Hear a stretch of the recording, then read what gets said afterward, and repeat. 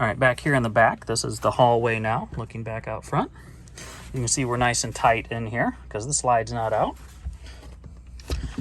You have your pull shades. All the shades operate the same way, where you pull down, they stay, and then pull down again, and they go up.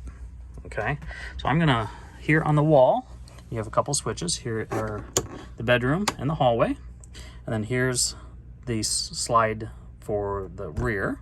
And this operates all the way back. You can see it comes all the way up and comes all the way up here to the bunks. This whole side's going to go out. But here, now this one operates a little bit different in the fact that it doesn't click, okay? But you want to listen and you want it to go all the way out. So once you start, you want to keep holding it, don't stop. You have in and out. So you just hold. Oh, I'm holding in, out. So now that unit's going out.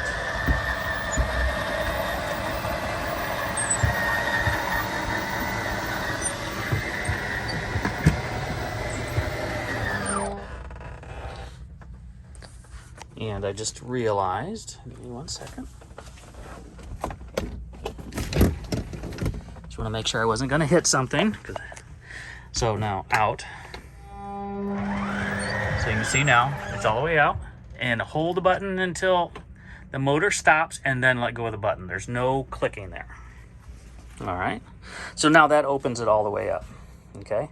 Now, I won't say the only cosmetic, but the main cosmetic issue on this unit is you can see a little shiny spot here on the floor.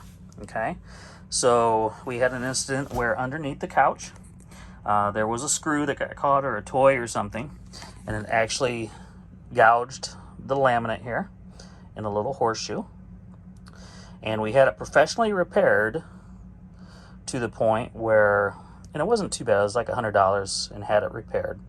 And the next time the slide came in, it actually ripped it up again. And so we made sure and the screw was gone now. But what we did is we just ended up putting some clear box tape here, because you can barely see it except for it's shiny in that spot, and it's hidden when the slide is out. But rather than pay $100, you know, a few pennies for some box tape here. So you can see, you can barely see it except when the light is there. But I wanted to point that out. That's really the main cosmetic thing. Back here on this wall also, you have the AC and the heat. Works similar just to home. And again, we have some notes here for you. How to operate it. Keep vent on bed clear, prevent overheating. That is this thing. That's on the side of the bed, that is your breaker box and your fuse panel.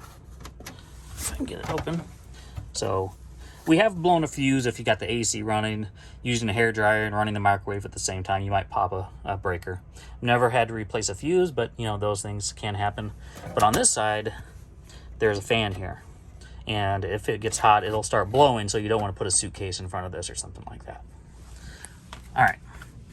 So on off mode, which is cool, dry, heat, and fan. You have your furnace, which is your LP furnace, and then your fan speed, and then your temperature control. Now we tell people 72 degrees, but you could probably go down to 68. And it's really the temperature outside is really what dictates that. So if it's 100 degrees and you have this thing set at 68, there's a chance you could, you know, freeze up the pipes, because it's a small RV air conditioner and it's not made to cool you down by, you know, 30 degrees. So you can expect 10 to 15 degrees if it's hot out. You know, but I wouldn't go, if it's hot out, I wouldn't go lower than 72. It'll keep it comfortable. The key is, if you're in a hot place, keep the shades down in the morning, get it cooled off, and keep it cool. If you let it get 100 degrees inside and you try to cool off, it's going to take a long time. It's going to work really hard. So the main thing, the reason we say this, is you don't want to freeze the pipes. Okay. So here's a little, door. This just closes to seal off the master bedroom here. And just gives you some privacy here. You can see the bedspread that comes with the unit.